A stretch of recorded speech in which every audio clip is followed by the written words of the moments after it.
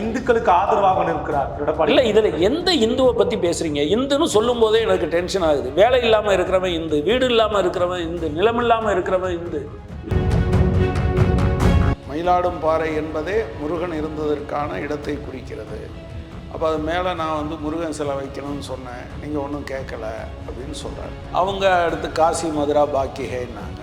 கிட்டத்தட்ட இந்தியா முழுவதும் ஒரு 3000 மசூதிகளை குறி வைக்கிறாங்க. இந்த மோடஸ் ஆப்பரண்டி எல்லா இடத்துலையும் ஒரே மாதிரி இருக்கும்.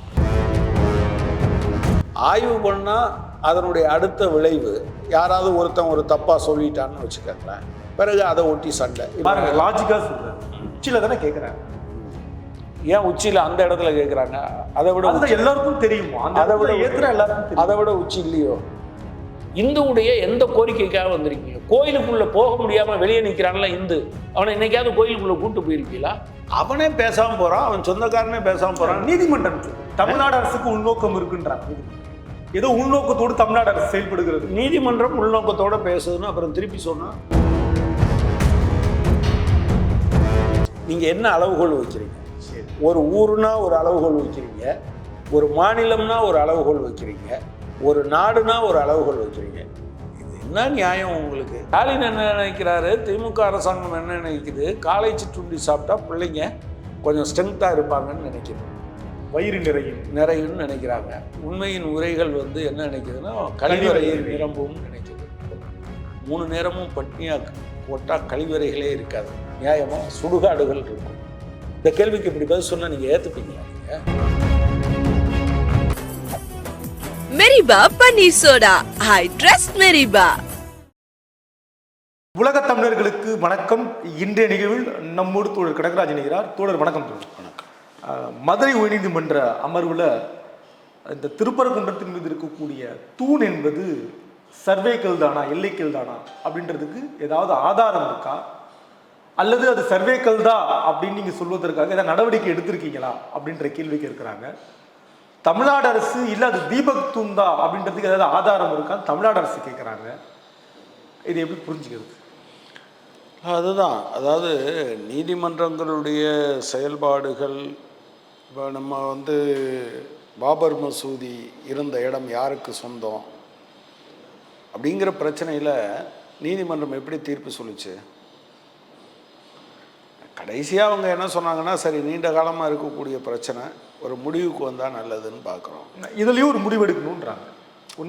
நான் என்ன சொல்கிறேன், இந்த மாதிரி கேட்கும்போது அவங்க பல விஷயங்களை நம்மளை மாதிரியான சாதாரண ஆட்கள், நம்ம சட்டம் படித்தவங்க இல்லை, எல்லாத்தையும் அலசி ஆராயிறவங்க இல்லை. ஆனால் அவங்களுக்கு தெரியும்ல, திடீரென்று ஏன் அவங்க வெறுமனே திருப்பரங்குன்றத்தை மட்டும் எடுத்திருக்காங்களா, பெருமாள் கோயில் பற்றி திண்டுக்கல் பிரச்சனையை ஏன் இப்போ எடுக்கிறாங்க, அதே போல் வந்து அந்த திண்டுக்கல் மலையில் இருந்த அபிராமியம்மன் கோயில் பிரச்சனையை ஏன் இப்போ எடுக்கிறாங்க. நீதிபதி சுவாமிநாதன் அவர்கள் இடையில பேசும்போது ஒரு வழக்கில் இதே வழக்கில் தான் பேசும்போது என்ன சொல்கிறாரு, கன்னியாகுமரி மாவட்டத்தில் மயிலாடும்பாறையில் நான் வந்து அந்த மயிலாடும் பாறை என்பதே முருகன் இருந்ததற்கான இடத்தை குறிக்கிறது. அப்போ அது மேலே நான் வந்து முருகன் சிலை வைக்கணும்னு சொன்னேன், நீங்கள் ஒன்றும் கேட்கல அப்படின்னு சொல்கிறாரு. கருத்து சொல்கிறார். ஏன் இது எல்லாம் ஒரே நேரத்தில் வருது? இது தற்செயலாளர் தானா?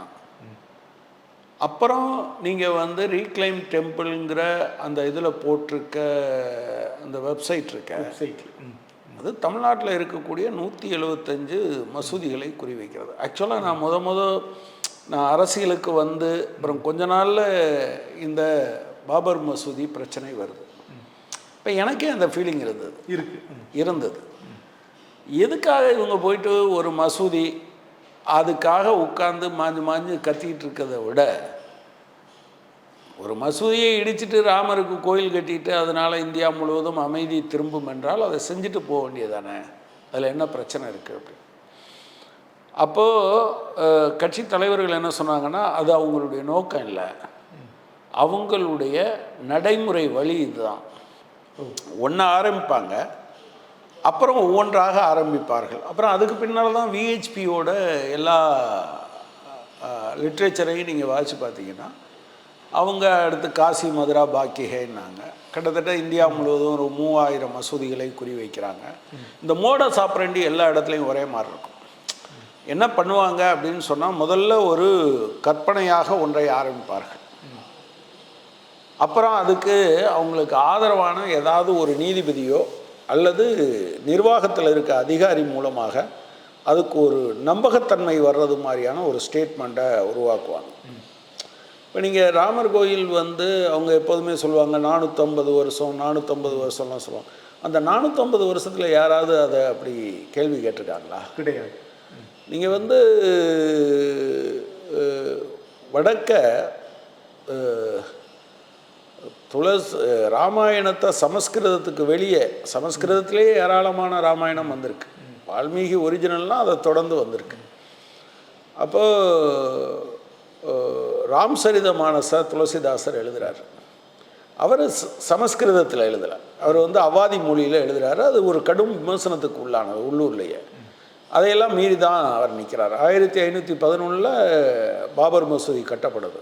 சரி, உள்ளூர் மக்களையெல்லாம் ஏற்று நின்றவர் 1548 இதை ஏற்றுகிற போது அந்த இடத்துல ராமர் பிறந்த இடத்துல கட்டியிருந்தால் அவர் கொஸ்டின் பண்ணியிருப்பார். சரி, 1500 இருந்து 1900 வரை 1889 என்னவோ ஒரே ஒரு குருக்கள் அந்த கோயிலில் பூஜை பண்ணுறவர் ஏதோ ஒன்று அப்படி சொல்கிறார். இந்த ஆர்எஸ்எஸ் ஆரம்பித்த ஹெட்கேவர் அந்த மாதிரி ஏதாவது சொல்லியிருக்காரா? கிடையாது. ரெண்டாவது இருந்த குறிஞ்சி கோல்வால்கர் ஏதாவது சொல்லியிருக்காரா? சாவர்கர் ஏதாவது சொல்லியிருக்காரா? இது எதுவும் இல்லை. சரி, 1949 கே நாயர்னு ஒரு கலெக்டர் கொண்டு போய் ஒரு சிலையை ஒன்னொருத்தங்க யார் வச்சதுன்னு தெரியாது, கலெக்டர்கிட்ட எடுக்க சொல்லி நேரு சொல்கிறாரு, முடியாதுன்றாரு. நேரு அவரை சஸ்பெண்ட் பண்ணிடுறாரு. அந்த பால ராமர் சிலையா, குழந்தை ராமர் சிலையா இவர் முடியாதுன்றாரு. நேரு சஸ்பெண்ட் பண்ண சொல்லி சஸ்பெண்ட் பண்ணிடுறாங்க. அதுக்கு பின்னால் அவர் ரிட்டையர் ஆகிறாரு. ரிட்டையர் ஆன பிறகு அவர் பாரதிய ஜனசங்கத்தில் எம்எல்ஏவாக இருந்தார், எம்பியாக இருந்தார். ஸோ ப்ராப்ளம் என்னென்னா, அப்போ உங்களுக்கு தெரியாது, பலருக்கும் தெரியாது. இல்லை, இப்பவும் கேட்குறாங்க, திருப்பரங்குன்றம் பேசுங்க, அயோத்தியை மேற்கோள் காட்டுறீங்க. இல்லை, அதனால தான் தமிழ்நாடுன்றது சொல்லிட்டே இருக்காங்க. இன்னொன்று, இந்த பல இடங்கள்லையும் இப்படி பிரச்சனையை கிளப்புறாங்கங்கிற போது தான் 1997 வழிபாட்டு தலங்கள் பாதுகாப்பு சட்டம் வருது. அது என்ன அந்த சட்டம் என்ன சொல்லுதுன்னா, முன்னாடி அது என்ன சொல்லுது? அதான் அது என்ன சொல்லுது அப்படின்னா, இந்த சட்டம் அயோத்திக்கு மட்டும் பொருந்தாது. ஏன்னா அது அப்போ உச்சநீதிமன்றத்தில் இருக்குது வழக்கு. அதை விட்டுட்டு மீதி இருக்கக்கூடிய வழிபாட்டு தலங்கள் அனைத்தும் 1947 ஆகஸ்ட் 15 சுதந்திரம் அடைந்த அன்றைக்கு என்ன மாதிரி இருந்ததோ அதுதான். அதை யாரும் கேள்வி கேட்க முடியாதுன்னு. ஆனால் இதனுடைய பொருளை எப்படி மாற்றுறாங்க? சந்திரசூட் மாதிரி தலைமை நீதிபதியாக இருந்த ஒருத்தர் அதுக்கு புது விளக்கம் கொடுக்குறார். மாற்றத்தான் கூடாதே தவிர ஆய்வு செய்யக்கூடாதுன்னு அந்த சட்டத்தில் எதுவும் இல்லை. எனவே ஆய்வு செய்யலான்னு சொல்கிறார். ஒரு நம்மளை மாதிரி அவங்கள மாதிரி பெரிய படித்தவங்க இல்லைன்னா கூட நமக்கு தெரியும், ஆய்வு பண்ணால் அதனுடைய அடுத்த விளைவு யாராவது ஒருத்தன் ஒரு தப்பாக சொல்லிட்டான்னு வச்சுக்கோங்களேன், பிறகு அதை ஒட்டி சண்டை. இப்போ நீங்கள் சம்பலில் துப்பாக்கி சூடு 5 பேர் கொல்லப்பட்டது அவ்வளவும் நடந்திருக்கு. ஏன் ஒரு நீதிபதி சொல்கிறாரு? ஸோ அப்படி தான் இங்கே சாமிநாதன் உள்ளே வர்றாருன்னு பார்க்க வேண்டிய அவசியம் இருக்குது. அந்த வண்டியில் வாண்டடாக ஏறாங்க. இதை அப்புறம் என்ன சொல்லுவாங்கன்னா, நீதிமன்றம் சொல்லிடுச்சு அப்படின்னு ஆரம்பிப்பாங்க. இப்போ இந்த கேள்வியை தான் இப்போ பலருக்கிட்டையும் அவங்க எழுதுவாங்க. என்னவோ இருந்துட்டு போகுது, ஒரு தீபம் ஏற்றிட்டா முடிஞ்சு போச்சு, 2 மணி நேரத்தில் முடிஞ்சிருக்கும் அப்படின்னு சொல்கிறாங்க. பட் அப்படி ஏதாவது ஒரு இடத்துல 2 மணி நேரத்தில் முடிஞ்சிருச்சா? நாங்கள் சிலனியாஸுக்கு இது பண்ண போகிறோம், கரசேவை தான் செய்ய போகிறோம் என்று தானே அவங்க கேட்டாங்க. உச்சநீதிமன்றத்தில் தானே ஒரு பதில் சொன்னாங்க, நாங்கள் அதை இடிக்க விட மாட்டோம்னு. இராணுவம் இருந்தது. அந்த மாநில முதலமைச்சர் கல்யாண் சிங் சொன்னார். அவ்வளவும் இருக்கும்போது இடித்து கீழே தரமட்டமாக்குனாங்கல்ல. இவங்கெல்லாம் ஏதாவது பண்ணாங்களா? ஒரு சின்ன கூட்டத்துக்கு கூட துப்பாக்கி சூடு நடக்குதுல்ல, அதில் ஏதாவது நடந்ததா? சரி, இவ்வளவும் நடந்துருச்சு. அதுக்கு பின்னால் அந்த பாபர் மசூதியை இடித்த ஒருத்தராவது தண்டிக்கப்பட்டாங்களா? கிடையாது. ஸோ அரசியல் அறுவடை நீங்கள் வந்து ஒவ்வொரு கட்சியும் ஒவ்வொரு விதமாக சில நடவடிக்கைகளை எடுக்கிறது மாதிரி அவங்கள பொறுத்தளவில் இந்தியா முழுவதுமே அவங்கன்றது பாஜக சங் பரிவார் அதில் இருக்கக்கூடிய RSS அந்த அமைப்புகளை பொறுத்தளவில் இந்த மத மோதலை உருவாக்குவதன் மூலமாக இதை செய்யறதுக்கு முயற்சி பண்ணுறாங்க. நீதிமன்றங்கள் இதை கரெக்டாக புரிஞ்சுக்கிட்டு சொல்லலைன்னு வச்சுக்கோங்க, அது ரொம்ப சிக்கலாகும். இல்லை தொடர், இப்போ இது வந்து எல்லைக்கல்தா அப்படின்னு ஏதாவது ஆவணம் இருக்கா அப்படின்னு கேட்குறாங்க இல்லையா? இது தீபம் தூண்தானா அப்படின்ற ஏதாவது ஆதாரத்தை நீதிமன்றம் கேட்கலையேன்ற, ஏன் அப்படி கேட்க மாட்டாங்க? தமிழ்நாடு அரசு ஒரு கருத்து வைக்கிறாங்க, அந்த தரப்புல கேட்க மாட்டாங்க. இது எப்படி புரிஞ்சுக்கிறது? பாமர மக்கள் எப்படி? இல்லை யாரு எந்த தரப்பு எந்த முன்னணி கிட்ட கேட்கணும் இல்லையா? தமிழ்நாடு அரசு கிட்ட கேட்குறீங்க, எல்லைக்கல்தானா ஆதாரம் இருக்காங்க. அதான் அதனால தான் நான் சொல்றேன், சமீப காலத்தில் இந்த விஷயங்கள் எல்லாமே நீதிமன்றத்தை தங்களுக்கானதாக கைப்பற்றியிருக்காங்க. பார்க்கறதுக்கு பயமா இருக்கு. பயம்தான். ஃபாசிசம் உலகம் முழுவதும் என்ன செஞ்சிருச்சு? கடந்த காலத்தில் பார்த்தீங்கன்னா பெரும்பாலான நாடுகள் மன்னராட்சி முறையிலிருந்து வந்தது. எனவே ஜனநாயகத்தை அப்போ தான் சுவைத்து கொண்டு இருந்தது. அது ஜெர்மனியாக இருக்கட்டும், அல்லது இத்தாலியாக இருக்கட்டும், அல்லது ஸ்பெயினாக இருக்கட்டும். பட் அப்போ ஃபாசிசம் வரும்போது அவங்க நீதிமன்றத்தையோ நாடாளுமன்றத்தையோ முடக்கி வச்சாங்க. ஆனால் இப்போ இவங்க என்ன பார்க்குறாங்கன்னா, நீதிமன்றத்தின் மீதும் நாடாளுமன்றத்தின் மீதும் ஒரு நம்பிக்கை இருக்கிறது மக்களுக்கு. எனவே அதை முடக்கிறதுங்கிறது சரியாக இருக்காது, உள்ளிருந்தே அதை கைப்பற்றி கொள்வது. நாம் வெளியே இருந்து என்ன வேலை செய்கிறாங்களோ அதை உள்ளே இருந்து செய்கிறது அப்படின்னு அவங்க முடிவெடுக்கிறாங்க. அது பலதையும் கைப்பற்றி இருக்காங்க, அதில் நீதிமன்றத்தையும் கைப்பற்றியிருக்காங்க. உச்சியில் தீபம் ஏற்றணும் அப்படின்றதுக்கான காரணம் எல்லோரும் பார்க்கணும், எல்லோரும் தெரியணும், அதனால தானே உச்சியில் ஏற்றணும்னு கேட்குறாங்க. ஏற்ற விடலாமே நீதிபதி கருத்து சொல்கிறாரு. இந்த கருத்து எப்படி பார்க்க? இல்லை நான் என்ன சொல்கிறேன், லாஜிக்காக சொல்கிறாரு, உச்சியில் தானே கேட்குறாங்க. ஏன் உச்சியில் அந்த இடத்துல கேட்குறாங்க? அதை விட எல்லாருக்கும் தெரியுமோ, அதை விட ஏற்றுற எல்லாருக்கும் தெரியும். அதை விட உச்சி இல்லையோ? உச்சின்னா நீங்கள் சொல்கிறது ரொம்ப ஹையஸ்ட் பாயிண்ட், அதை விட உச்சி இல்லையா? இல்லை நான் என்ன கேட்குறேன், ஒரு நீதிமன்றம் என்ன செய்யணும்? இப்போ நீதிமன்றத்தையே கூட நான் வேறு விதமாக பார்ப்பேன். இப்போ சாதாரண ஆள் கேட்குறான், நீதிமன்றம் சொன்னதை நீங்கள் கேட்காம போயிட்டீங்க, கேட்டிருந்தா இந்த பிரச்சனை வந்திருக்குமான்னு கேட்குறாங்க. ஆமாம், ஒரு நாள் தானே விட்டுருக்கலாம், முடிஞ்சிருக்கு. எதிர்கட்சி தலைவரே அப்படிதான் சொல்றாரு. எதிர்கட்சி தலைவரே அப்படிதான் சொல்றாரு, ஒரு நாள் தானே அப்படின்றாரு. சரி, அவருக்கு இப்போ அவர் பாவங்க, அவரை விட்டுருங்க, அவரை இந்த வகையிலே சேர்க்காதீங்க. இப்போ அவங்க கவர்மெண்ட் எடுத்த பொசிஷனுக்கு எதிரால நிற்கிறாங்க. புரட்சி தலைவி தங்கத்தாரகை அம்மா சொன்ன போட்ட அஃபிடவிட்டுக்கு மாறால அவர் பேசிட்டு இருக்காரு. பிஜேபியுடைய கூட்டணி வந்துட்டாங்க. அதான் நான் சொல்றேன். எனவே அவர் பேசுறதை நம்ம எடுக்க வேண்டாம். அவர் வந்து பாஜகவோ RSSஓ என்ன சொல்லுதோ அதை சொல்லிட்டு இருக்காரு. புரிஞ்சுக்கலாமா?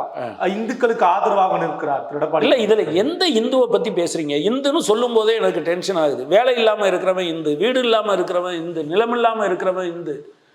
அவனை பத்தி நீங்க என்னைக்காவது அவங்க என்ன சொல்றாங்க, கிறிஸ்தவர்கள் வழிபடாத, இஸ்லாமியர்கள் வழிபடாத, தமிழர்கள் வழிபடுற முருகர் இந்து கடவுள், அந்த இந்துக்களை பத்தி நாங்க பேசுவோம். அந்த அங்க போய் தமிழர்கள் முருகர் வழிபடுறாங்க, இஸ்லாமிய தமிழர்கள் முருகர் வழிபடுறாங்க. இல்ல நான் என்ன, இந்து தமிழர் தானே முருகர் வழிபடுறாங்க. ஏங்க எல்லா இந்துக்களும் எல்லா தமிழர்களும் முருகனை வழிபடுறாங்களா? வழிபடுறாங்க. எதுக்காக அரியும் சிவனும் ஒண்ணு, அறியாதவன் வாயில மண்ணுன்னு வந்தது? அதான் நீங்க சைவமும் வைணவமும் எதிரெதிர் திசையில நின்னாங்க. அப்படி இருந்தது தானே. சைவர்களும் வைணவர்களும் ராமம் போடுறவர் பட்டை அடிக்கிறாரா, பட்டம் அடிக்கிறவர் ராமம் போடுறாரா? சரி, நான் என்ன கேட்கிறேன், ஆனா ஒரு குடையின் கீழ் இருக்காங்க இல்லையா, இந்து மதம் என்கிற குடையின் கீழே வந்துட்டாங்க. அதை 200 ஆண்டு ஆகுது. யாரு குடை கீழே கொண்டு வந்தா? அப்ப வடகிழக்கும் தென்கிழக்கும் இப்ப சமீபத்துல சண்டை நடந்தது. என்ன சண்டை நடந்தது? அடிதடி எல்லாம் நடந்ததா இல்லையா? வருஷம் நடந்துட்டு தானே நடந்துட்டு இருக்கு. வழக்கு கூட இருக்கு. பிறகு நான் என்ன சொல்றேன், கடவுள் நம்பிக்கை என்பதை கட்டாயம் தீபம் ஏற்றணும். இப்போ வழக்கமாக தீபம் ஏற்றுற இடத்துல ஏற்றிட்டாங்க. எல்லா அன்னைக்கு பக்தர்கள் யாராவது சொன்னாங்களா? இல்லை அங்கே தான் ஏற்றணும்னு சொன்னாங்களா? இவங்க வாங்க எல்லாரும் வாங்கன்னு கூப்பிட்டாங்கல்ல, போனாங்களா? அன்னைக்கு ஆக்சுவலாக அவங்க சுரங்க பாதைக்காக ஒரு கடை அடைப்பி சொல்லியிருந்தாங்க வியாபாரிகள் சார்.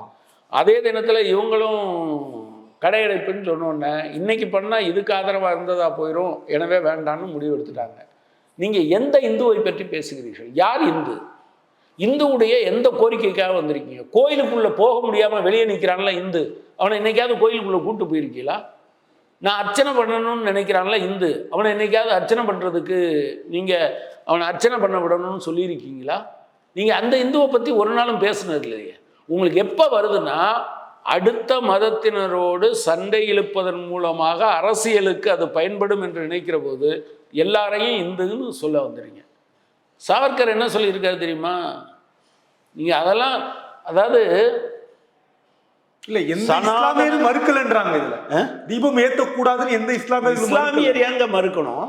நான் என்ன கேட்குறேன், ரோட்டில் ஒரு கொலை நடக்குது, ஒருத்தரை விரட்டிட்டு போகிறாங்க, நான் கொலை பண்ண போகிறவனை நான் தடுத்து நிறுத்துனா நீங்கள் கேட்பீங்களா? நீ என்ன அவனுக்கு சொந்தக்காரனா? அவனுக்கு கொலை பண்ணால் உனக்கு என்ன ஆச்சுன்னு நீங்கள் கேட்பீங்களா?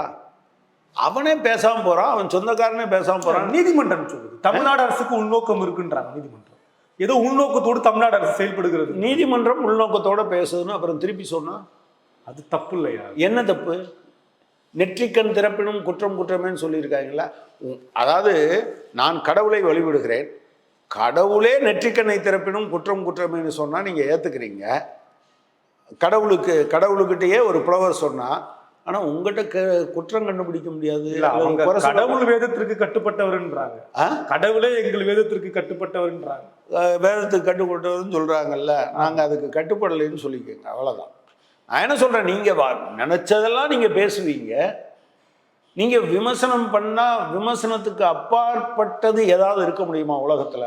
நிச்சயம். நீதிமன்ற தீர்ப்பையும் விமர்சித்ததன் ஒருவேளை ஒரு நீதிபதி வீட்டில் கட்டுக்கட்டாக எரிஞ்சு கிடந்தது, நீங்கள் விமர்சிக்க விட்டுருந்தீங்கன்னா ஒருவேளை ஆரம்பத்திலேயே இவர் லஞ்சம் வாங்குகிற நீதிபதினு சொல்லியிருந்தால் அந்த பணம் எரிஞ்சு போயிருக்காது இல்லையா? பிறகு ஏதோ நீங்கள் விமர்சனத்துக்கு அப்பாற்பட்டவராக இருப்பதன் மூலமாகத்தான் செய்ய முடியும். சரி, இப்போ இந்த ஒரு நீதிபதியை சஸ்பெண்ட் பண்ணியிருக்காங்க, ரைட்டாக தப்பாங்கிறத விட்டுருங்க. சரி, பட் நீதிபதியை ஏன் சஸ்பெண்ட் பண்ணீங்க? உங்கள் பார்வையில் நான் கேட்குறேன். தவறு நடந்து தவறு நடந்து நீதிபதியை ஏன் நீதிபதி எஸ் முரளிதரனை ஏன் சென்னை உயர்நீதிமன்ற நீதிபதியாக நியமிக்காமல் விட்டீங்க? கொலிஜியம் 4 தடவை சொன்ன பிறகு ஏன் விட்டீங்க? இங்கே இருந்த தவகில் ரமானியா, அதாவது நீங்கள் நீதிபதிக்கு உரிய அந்தஸ்தையெல்லாம் நீங்கள் தரமாட்டீங்க. அப்போல்லாம் உங்களுக்கு அதுல் ஸ்ரீதரனை எதுக்காக நீங்கள் கொலிஜியம் அவரை சத்தீஸ்கருக்கு மாற்றின பிறகு அவர் கேட்காத அலகாபாத்துக்கு எதுக்கு மாற்றினீங்க? அப்போல்லாம் உங்களுக்கு நீதித்துறையின் மீது பெரிய நம்பிக்கையும் நியாயமெல்லாம் உங்களுக்கு ஒன்றும் தோணியில்லை. அகில் குரேஷியை ஒரு காலத்தில் நீங்கள் ஏன் அவரை எலிவேட் பண்ணாமல் விட்டீங்க, நீதிபதி அகில் குரேஷியை? அப்போது உங்களுக்கு நீதிமன்றத்தின் மீது இப்போ நீங்கள் சொல்கிற அந்த பாசமும் பற்றெல்லாம் அப்போ இருந்த மாதிரி தெரியலையே. எனவே you are also playing politics. அரசியல் என்பது எல்லாத்துக்கும் இருக்கும், அதில் எனக்கு எந்த சந்தேகமும் இல்லை. நான் நீதிபதியானாலும் சரி, நீங்கள் நீதிபதியானாலும் சரி, அது கட்டாயம் இருக்கும். பட் அது தீர்ப்பு கொடுக்கும்போது வராமல் பார்த்துக்குங்க, அவ்வளோதான். இப்போ நீதிபதிகள் பேசக்கூடிய கருத்து இருக்கு, உத்தரவு இருக்கு, இது ரெண்டையும் மக்கள் எப்படி பார்ப்பாங்க? அதை அவர் கருத்து சொல்லிட்டாருங்க, அவரே கருத்து சொல்லிட்டாருன்னு பார்ப்பாங்களா மக்கள்? ஆமாம் ஆமாம், மக்கள் அப்படி பார்க்குற நிலைமையில் இருக்காங்க. ஒரு நீதிபதி சொன்னால் அது ஏதோ அந்த உயர்ந்த ஸ்தானத்தில் வச்சுருக்காங்க, அது தப்புன்னு மக்களுக்கு சொல்ல வேண்டிய கடமை நமக்கு இருக்குது. நீதிபதியே ஆனாலும் அவரும் சொல்கிறாருல்ல, வேதம் படித்தவர் தப்பு பண்ண மாட்டாருன்னு சொல்கிறாரு. நீ எல்லாம் தப்பு பண்ணுவாயின்னு அவர் சொல்கிறாரு, யாருன்னு உங்ககிட்ட சொல்லணும். வெள்ளையா இருக்கும் போய் சொல்ல மாட்டானா? ஆமாம், அவர் சொல்கிறாருல்ல, வேதம் கற்றவர் தவறு செய்ய மாட்டான் நான் நம்புறேன் அப்படின்னு சொல்கிறாரு. இப்போ என்ன சொல்ல முடியும் நீங்கள்? இல்லை அவர் சொல்கிறது தப்புங்க, நம்ம ஊரில் நடக்கிறது சட்டத்தின் ஆட்சிங்க, வேதம் படித்தவர்கள் தவறு செய்ய மாட்டார்கள்னு அவர் சொல்கிறதுக்கு புராணங்களிலிருந்து ஏராளமான விஷயங்களை சொல்ல முடியும். அது வேண்டாம், அது வேற ஒரு நாகரிகமாகவும் இருக்காது பல விஷயங்கள். அதனால் நம்ம அதை விட்டுருவோம். பட்டு நீதிபதிகள் கருத்தெல்லாம் சொல்லக்கூடாது, கேள்வி கேட்கலாம், பண்ணலாம், சொல்கிற கருத்துக்களை கசிய விடுறது, அது ஒரு கருத்தை உருவாக்கும் இல்லையா? ஆமாம். இப்போ நம்ம பலரும் நியூஸ் போடும் போதே இந்து அமைப்புகள்னு போடுறாங்க. ஆமாம், அது என்ன இந்து அமைப்புகள்? இந்துக்களுக்கானவர்கள் அவங்க அப்படின்னு. யார் இந்துக்களுக்கானவர்கள்? நாங்கள் தான் கந்த சஷ்டி கவசத்தை அவமானப்படுத்தும் போது துணையா நின்றவங்க நாங்க தான். முருகன் தமிழ் கடவுள். சஷ்டிங்கிறது என்னது? அது சான்ஸ்கிரிட் வடமொழி. பிறகு எனக்கு புரியல. நான் முன்னவே ஒரு கேள்வி கேட்டேன், நீங்க அதுல அதான் நான் கவனமா கேட்டேன். முருகர் தமிழ் கடவுள், ஆனா எந்த தமிழ் பேசும் இஸ்லாமியர்களோ தமிழ் பேசும் கிறிஸ்தவர்களோ வழிபடுறாங்களான்ற. தமிழர்களாக இருக்கக்கூடியவர்கள் தமிழர்கள் இந்துவை ஏற்றவர்கள் தானே முருகனை வழிபடுறாங்க. அதுல அவங்க தெளிவா இருக்காங்க. இல்ல அது முருகன் தமிழ் கடவுள் தான். அப்ப எதுக்கு அங்க உள்ள போய் பாரத் மாதா கி ஜெய் ஸ்ரீராம்னு எதுக்கு கோஷம் போடுற? கந்தனுக்கு அரோகரான்னு சொன்னியா? ஒரு பக்கம் கேட்டா முருகன் தமிழ் கடவுள் கொண்டாடக்கூடாதான்றீங்க, அப்புறம் ஏயா ஜெய் ஸ்ரீராம்னு உள்ள போய் பேசுறீங்க அப்படின்னா அதை சொல்லக்கூடாதான்னு கேட்குறீங்க. உங்க உள்ளத்துல என்ன இருக்கோ அது வருது. நீங்க ஒன்றை தெரிஞ்சுக்கங்க, எந்த இந்துக்களை பற்றி பேசுறாங்கன்னு உங்களுக்கு தெரியல. சாவர்கர் என்னுடைய சனாதன சகோதரர்களுக்கு நான் சொல்லிக்கொள்ள விரும்புகிறேன், இந்துக்கள் அல்லாதவர்கள் ஒரு கோயிலின் உள்ளே எவ்வளவு தூரத்துக்கு வர அனுமதிக்கப்பட்டு இருக்கிறார்களோ அந்த இடத்தை தாண்டி பெண்களும் தாழ்த்தப்பட்ட பிரிவினரும் உள்ளே வருவதற்கு எந்த சட்டம் கொண்டு வந்தாலும் அதை இந்து மகாசபா தடுத்து நிறுத்தும். இதான் சொல்லியிருக்காங்க. இவர் இப்ப RSS தலைவர் தமிழ்நாடு வந்திருக்கிற மோகன் பகவத் இந்துக்கள் பெரும்பான்மையோடு இருந்து இந்த சிக்கலை அணுகணும், செய்து முடிக்கணும், தீபம் ஏற்றணும்னு பேசியிருக்காங்க. தமிழ்நாட்டில் எந்த கோயிலுக்கு தலித் மக்கள் வழிபட போக முடியாதுன்னு சொல்ற கோயிலுக்கு, எந்த கோயிலுக்குள்ள RSS கூட்டிட்டு போயிருக்கு? இல்ல ஆனா ஜாதி கூடாதுன்னு பேசியிருக்காரு மோகன் பகவத். அதையும் பேசியிருக்காரு, ஜாதி கூடாது இந்து மதத்துல அப்படிங்கிறாரு. அவரு ஜாதி கூடாது தானே, பாருங்க எவ்வளவு நல்ல நோக்கத்தோட தான் சொல்லியிருக்காரு. எங்க உள்ள கூட்டிட்டு போயிருக்கீங்கன்னு கேட்குறேன். ஜாதி நல்லதுன்னு பேசினா அவர் RSS தலைவராக இருக்க முடியாது. ஏன்னா இந்துன்னு எப்படியா பேசுகிறாங்கன்னு கேட்பாங்க. ஆனால் ப்ராக்டிக்கலாக நான் என்ன கேட்குறேன், இந்தியாவில் எந்த இடத்துலையாவது தலித் மக்கள் கோயில் நுழைவு போராட்டம் வான்னு கூட்டு போயிருக்காரா? இல்லை மோகன் பகவத் சொல்லட்டும், இல்லை GR சாமிநாதன் சொல்லட்டும். இப்போ GR சாமிநாதன் சொல்லிட்டாரு, நானே கோயிலுக்குள்ளே போய் பூஜை பண்ண முடியாது, பிராமணர்களில் நான் வேற மாதிரி பிராமணர் அப்படின்னு சொல்லிட்டாரு. தப்புன்னு சொல்லியிருக்காரா மோகன் பகவத்? கிடையாது. பிறகு எல்லாம் ஒண்ணுங்கிறது என்ன ஒண்ணுன்னு நான் கேட்குறேன். எல்லாம் ஒண்ணு, எதெல்லாம் ஒண்ணு? புலிக்கு பயந்தவெல்லாம் ஏன் மேலே படுத்துக்கோன்னு சொல்றீங்க, புலிக்கு பயந்தவெல்லாம் வா உங்க மேலே படுத்துக்கிறேன்னு சொல்ல மாட்டாங்க. இந்த இம்பீச்மெண்ட்னு ஒரு வார்த்தை சொல்றாங்க, அதுக்கு என்ன தோழர் அர்த்தம்? அது என்ன பண்ணணும்? அது என்ன பண்ணுவாங்க?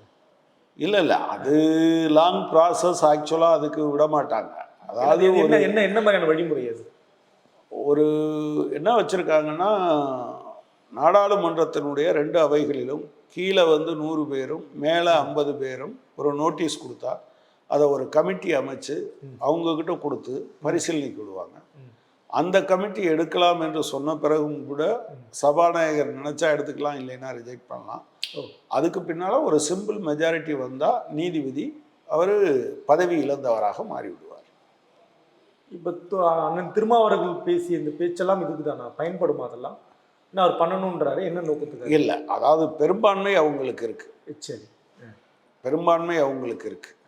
அப்புறம் ஏன் முயற்சி பண்ணணும்? திரு கனிமொழி போகிறாங்க, சபாநாயகரை பார்த்து கொடுக்குறாங்க, இந்த முயற்சி எடுப்பதற்கான நோக்கம் நீங்க அதுவரை போராடாமல் தோற்று போவோம் என்பதற்காக அடிமையாக இருந்து விடலாம், அநீதியை சகித்து கொள்ளலாம் என்று நீங்க இருப்பீங்களா? இல்ல அரசியல் கண்துடைப்பா மாற்றப்படும்.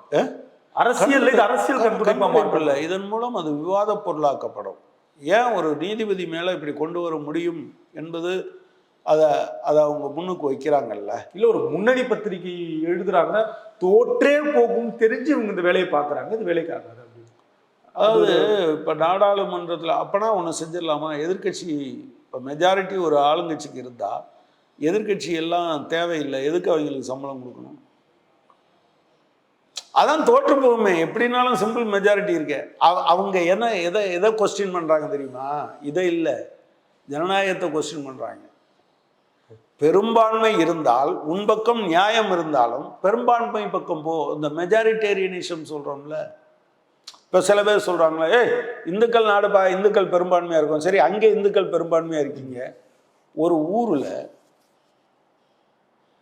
நிறையா பேர் பிசியாக இருக்காங்க அல்லது எஸ்சியாக இருக்காங்க. இந்த ஊரில் நாங்கள் தான் பெரும்பான்மை, எனவே நாங்கள் நினச்சதை அங்கே பண்ணுவோன்னா விடுவீங்களா?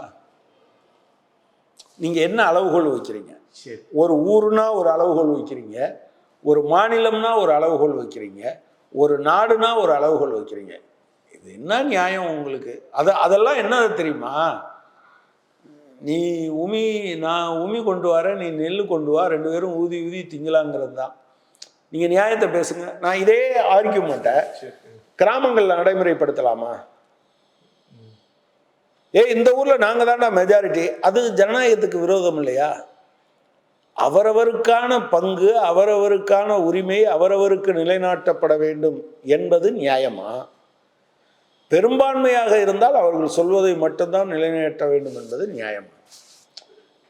இந்த பிரபல பத்திரிகை எழுதுதில்ல, அதுக்கு அர்த்தம் என்னன்னா, ஜனநாயகம் வேண்டாண்டா, சர்வாதிகாரியா போயிருங்கடான்னு அர்த்தம். அப்ப தமிழ்நாட்டில் எப்படியும் பெரும்பான்மை திமுக இல்லையா? இப்போ திமுக அரசாங்கம் சொல்கிறது எப்படி நிறைவேற போகுது? எதுக்கு அதிமுகவும் பிஜேபியும் டெய்லி தேவையில்லாமல் அசம்பிளிக்கு போகணும்? அவங்கனால எம்எல்ஏவாக இருந்து ஒன்றுமே செய்ய முடியாதுல்ல. ஆனால் ஒரு எல்லோடு எழுதுறாங்க, ரொம்ப எல்லோடு அதை எழுதுறாங்க. அவங்க அப்படித்தான் எழுதுவாங்க. அது என்னன்னா, ஒரு ரொம்ப நியாயம் போன்றும் அதுக்கு அது அவங்க கரிசனத்தோடு இருக்காங்க அப்படிங்கிறது மாதிரியும் இப்படி எழுதுவாங்க. அதுக்கு பின்னால் இருக்கிறது என்ன? ஜனநாயகம் என்பது ஒன்றுக்கு மேற்பட்டவர்கள் இருந்தாலே கருத்து வேறுபாடு இருக்கும். ஆக்சுவலாக ஜனநாயகத்தில் என்ன இருக்கும்னா, நீங்கள் பேசுவீர்கள், பேசின பிறகு நியாயமாக இருந்தால் ஆளுங்கட்சி ஏற்றுக்கொள்ளும். கடந்த காலத்தில் பல விஷயங்கள் அப்படி இருந்திருக்கு. இப்போ தமிழ்நாட்டில் நான் சொல்லுவேன், வேலை நேரத்தை அதிகரிப்பது என்று திமுக ஒரு முடிவெடுக்குது. 12 மணி நேரம் அப்படின்னு முடிவெடுக்கிறாங்க. நாங்கள் சண்டை போடுறோம், மசோதா நிறைவேறிச்சு இல்லையா? நாங்கள் அவங்களுக்கு ஆதரவாக இல்லைன்னா அந்த அரசாங்கம் ஒன்றும் கவுந்து போகிறது இல்லை. 2 எம்எல்ஏனால என்ன ஆகிடும்?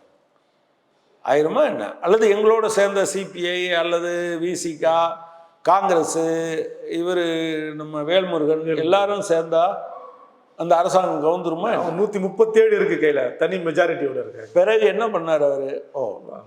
நம்ம கூட்டணி கட்சிகள் இவ்வளவு பேரும் இதை அப்போஸ் பண்ணுறாங்க, விட்டுருவோம். அதுக்கு பேர் தாங்க ஜனநாயகம்.